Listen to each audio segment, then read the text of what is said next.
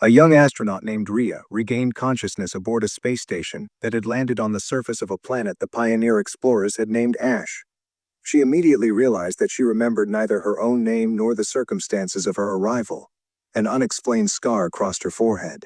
Nightmare visions swarmed in her mind, and disembodied voices blamed her for what had happened. A sharp alert from the ship's AI warned of an emergency hazard, forcing her to rise, restore the station's power supply, and correct a system failure.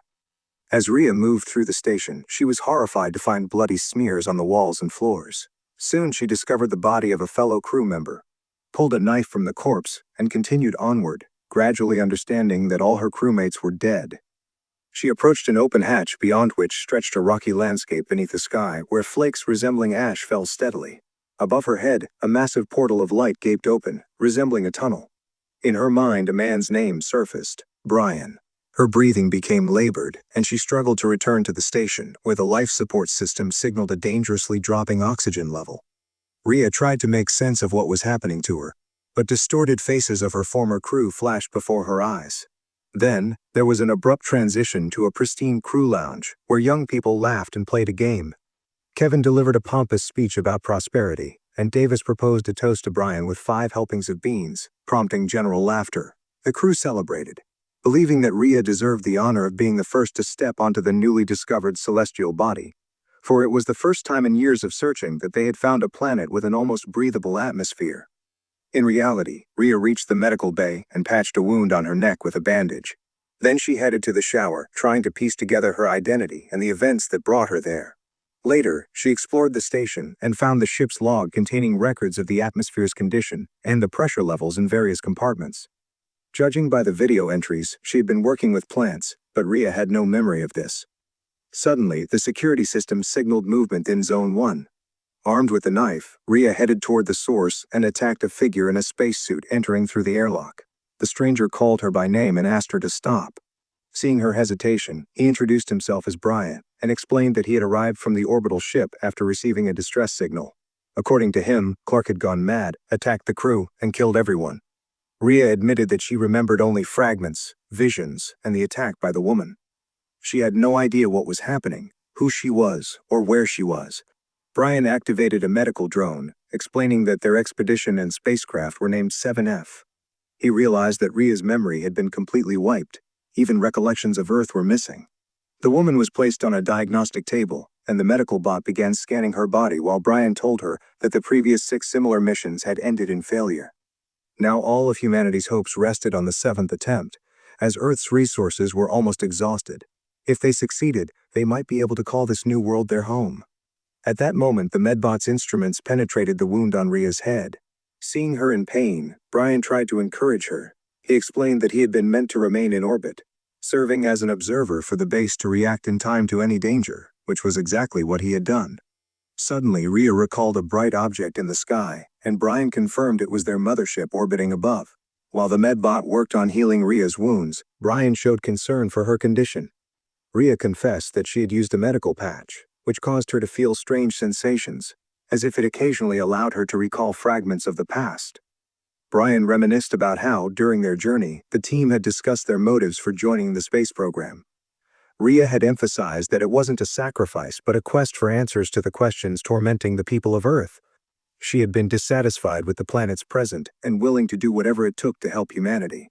Brian noted that even with her memory loss, she remained true to herself and suggested she get some rest.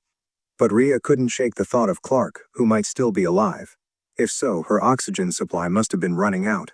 She urgently needed to find shelter, as sandstorms on the planet were extremely dangerous. The woman suited up and ventured out in search of her colleague. She remembered seeing a drone she had planned to operate before everything went wrong and hoped to locate it. As she surveyed the terrain, Rhea considered the possibility that Clark may have been infected by an alien virus and lost her sanity, leading to the tragedy. While Rhea dragged black bags filled with the remains of astronauts out of the station, Brian advised her to forget what had happened. The station was running on backup power, supporting only basic functions, and even the oxygen supply was nearly depleted. Therefore, they had to leave the planet immediately. Everything else, including the causes of the disaster, no longer mattered. Their first priority was to return to orbit, a task not so simple, as the shuttle's trajectory had to align precisely with the ship's orbit. Concerned about Ria's condition, Brian noticed her fatigue. She too felt exhausted and decided to take a short rest. However, her gaze fell on Kevin's lifeless body. In that moment, she envisioned a gruesome, blood-soaked monster. The vision quickly dissolved, and Ria rushed back to the ship, blaming the incident on exhaustion. However, almost every object that could serve as a weapon reminded her of the tragedy that had recently unfolded. Ria once again resorted to using a psychedelic patch. Later, the station was engulfed by a sandstorm. As she watched it unfold, Ria realized that her memories were beginning to return, and she informed Brian of this development. Suddenly, the artificial intelligence reported a decompression event. Donning their spacesuits, the remaining crew members headed out to locate the breach, while alarms blared about critically low oxygen levels. Reaching the emergency compartment, they found signs that someone, or something, had been there. Hearing a strange noise, Ria followed it and discovered a breach. But as she began sealing it, she saw the distorted, grimacing face of Clark. Summoning all her strength, she fought off the nightmarish vision and completed the repair before returning to the living quarters. Brian speculated that Clark might have contracted some pathogen that triggered a mental breakdown, something akin to rabies. However, Ria felt there were inconsistencies in his explanation. She was determined to uncover the truth and find Clark. But Brian reminded her that they had lost 30% of their oxygen reserves and the next launch window would not open for another 5 hours.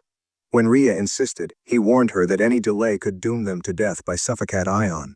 All their crew's efforts would be in vain. He admitted he didn't know what had happened to Clark, but promised they would get to the bottom of it. Ria retreated to her cabin, rewatching videos of her fallen comrades and remembering Kevin, with whom she had shared a deep bond. Closing her eyes, she suddenly found herself standing under an open sky. A drone camera pointed at her before soaring upward. Looking around, she realized she was standing in the middle of a blooming meadow, dressed in an elegant gown and adorned with exotic jewelry. Sunlight danced among palm fronds, and not far away stood Kevin. Before him lay some sort of pipe, and when Ria peered inside, she saw a spiraling tunnel pulling her inward. Suddenly, Kevin cried out in pain. Ria saw him aboard the ship and awakened in tears. The woman found archival footage of the expedition that had been studying the planet. The team had deemed the conditions acceptable, and though they did not particularly long for Earth, they acknowledged that adjusting to the local landscapes would be difficult. Soon, the astronauts discovered the source of the anomalies Brian had detected from orbit. It turned out to be a massive underground tunnel filled with shimmering unknown objects. The astronauts realized these were terraforming installations creating the planet's atmosphere. One of the astronauts attempted to measure the depth of the tunnels, but during the descent, an explosion occurred. Bursts of light and whirlwinds of unknown substance shot into the sky. Ria, horrified, realized her comrades were dying. At that moment, Brian entered, and seeing the tablet in her hands, reluctantly admitted that the entire mission had gone missing. Ria demanded answers. After all the time she had spent on the brink of madness, he had known that the planet was being prepared for colonization. He claimed that his mission was specifically to monitor her, and insisted that despite her memory loss, she remained fundamentally the same. Therefore, their priority was to escape first and then sort everything out. Unexpectedly, Ria confessed that she had killed everyone without understanding why and that she could not leave the station. She realized that the patches helped her recover her memories, but Brian admitted he did not trust her current mental state. Their mission was to save humanity. They had discovered technology capable of altering entire planets. This could change the fate of their entire race. Thus, completing the mission had to remain their highest priority. In 2 hours and 39 minutes, they had to launch, no matter what. Ria had no choice but to obey. She began gathering her belongings when Brian appeared and replaced her patch, promising to return before departure. After he left, Ria was overwhelmed by her longest memory yet. She saw herself in the laboratory, attacked by a deranged Audi. She had tried to defend herself, but he had been too strong, his face twisted into a hideous grimace. Grabbing a pair of scissors, Ria had frantically stabbed the astronaut's body. Suddenly, her strength had left her, and she collapsed onto a bed.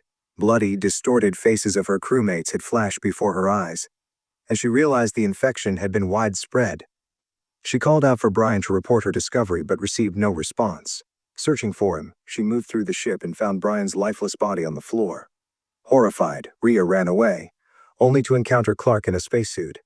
Grabbing a blowtorch, she directed the flame at her friend, setting the suit on fire. Clark shoved Ria aside and activated the fire suppression system, then advanced on her unharmed. A desperate struggle ensued. Clark locked Rhea inside the shower cabin, but Rhea grabbed a hose, forced it into Clark's helmet, and flooded it with water. Clark drowned. Rhea dragged Clark's body to the medical bay and initiated a scan, but the bot detected no injuries beyond lung damage from drowning. At that moment, the AI announced that the launch window to orbit was open. Rhea discarded another black bag into the wasteland outside and gazed at a sparkling star above. Their main ship still awaited the crew in orbit. Returning to the station, she tried to start the launch sequence. After failing, she applied 2 patches to her neck at once and recalled Brian. The bot scanned his body and reported that he had died 51 hours ago, something that should have been impossible. Suddenly, the security system signaled anomalous activity and the detection of an unknown life form. Rhea searched the ship again and found a living Brian, realizing it was the infection animating his body. Unexpectedly, Brian promised to show her something that would make her understand everything. Her memories took her back to the moment when the astronauts had returned to the station with a newly discovered substance found in one of the compartments. Rhea heard her friends discussing the takeover of the station by an unknown life form which had likely been studying them, waiting for the right moment to strike. When Audi had suggested abandoning the station immediately to save the mission, Rhea had become agitated, for they had discovered what millions of astronauts had only dreamed of: extraterrestrial life. Moreover, this discovery could facilitate planetary colonization. Humanity could now inhabit new worlds without fearing hostile atmospheres. Wearing a protective suit, she had entered the contaminated compartment and collected a sample. Study revealed it to be a technology composed of self-replicating organisms. Suddenly, the sample had escaped its container and attacked Audi. Rhea had watched in horror as a tentacled creature burrowed into his body through his nose. Audi's face had contorted and he had tried to kill her. The rest of the team had rushed to her cries. Clark had tried to drag Rhea away while Kevin inspected Audi, who suddenly attacked him. In a desperate struggle, Kevin had killed Audi, but the parasite immediately transferred into Kevin's body. Now Kevin attacked Rhea. Clark, still in her suit, tried to shield her, but Kevin savagely beat her until Brian appeared, frozen in shock. Kevin turned his attention toward Brian, giving Rhea enough time to fit a helmet on Clark and send her toward the escape pod. Unexpectedly, Kevin spoke to Rhea, and she had pleaded for forgiveness for what she was about to do. Watching Kevin mutate before her, she plunged a knife into his chest. The creature left his body and entered Rhea through the wound on her temple. Rhea felt the presence of an alien mind within her. The AI announced parasite activity. A red alien organism pulsed inside her head. Rhea realized she could hear its voice. It claimed the planet as its own and vowed not to allow humanity to take it. They intended to make Rhea part of their legion. She refused to join the alien collective, tore off her patches, and rushed to the medical bay. After an examination, the parasite was located inside her head, and Rhea agreed to have it removed. During the procedure, her heart stopped, but the medical robot revived her while eliminating the parasite. Suddenly, Brian mutated, tentacles sprouting from his head, and lunged at her. Rhea stabbed him with a knife, but the creature kept attacking. She grabbed the blowtorch and incinerated him.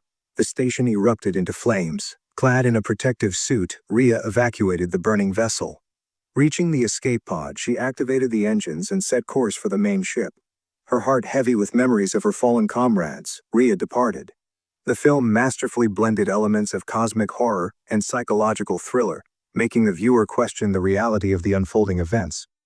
If you enjoyed this recap, don't forget to like, subscribe, and hit the notification bell so you never miss our next movie breakdown. Want more? Check out our recap of similar movie right here.